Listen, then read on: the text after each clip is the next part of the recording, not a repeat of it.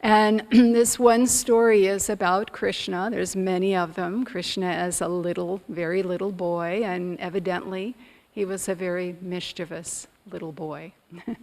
Had a lot of fun and played a lot of pranks on his parents, his family, his brother and sisters, friends. And this one day, his brother, Rama, came running into the kitchen where his mother was, Yasoda, and said, "Mom, Krishna is stuffing handfuls of mud into his mouth, and you must come." And she was horrified, as any mother might be, you know, their son just shoving mud into the mouth, and oh my gosh. So she goes running out there. She asks again of Rama, you know, what was he doing? What was he doing? And she asks his friends, and she comes upon Krishna, and she grabs him by, you know, this little tyke, just grabs him by the left hand and is ready to bring some order to the universe.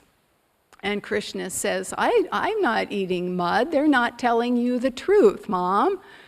And Krishna says to her, why don't you look in my mouth? So Yasoda, being this sweet and loving and attentive mother, comes down to the level of her child, and he's opening his mouth wide, and she gazes into his mouth. And what she sees there is not what one might expect. She sees, in fact, the entire universe in his mouth. She sees the beginning of time, the end of time. She sees the forces of nature, of Prakriti, all the gunas interacting and creating and manifesting creation at the behest of the infinite. She sees all of this going on, oceans, giant oceans being formed, and the planet being made, and volcanoes, and life forms, and just on and on and on. And it's mesmerizing, it's captivating, and she fully is engaged in this infinite reality. She no longer sees her son. And then, within that mouth, she sees the little town of Gokula where they live. And then she sees herself, and then she sees herself gazing into her child's mouth, and it's all there. Everything that ever happened, that ever was, is there, and that ever will be in that mouth.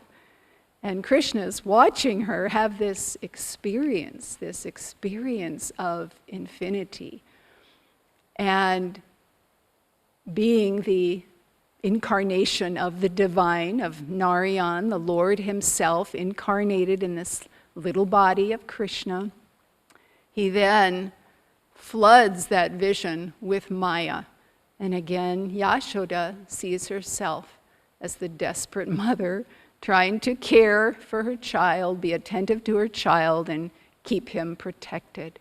And so she comes back into that reality, and the other is gone, just gone. And there she is, the mother and the son and the children at play. And, you know, again, you can say, how does this story, in fact, relate to any of us? Is it just fanciful? Why are all these bizarre stories told about Krishna and all these other incarnations of God and saints and what have you? But there is always a gem of truth there.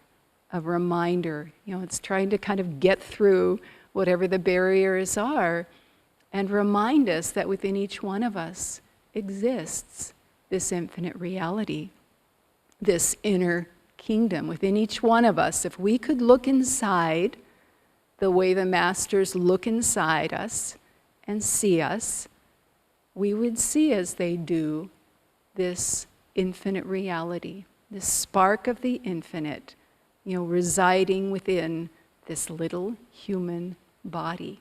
That's each one of us.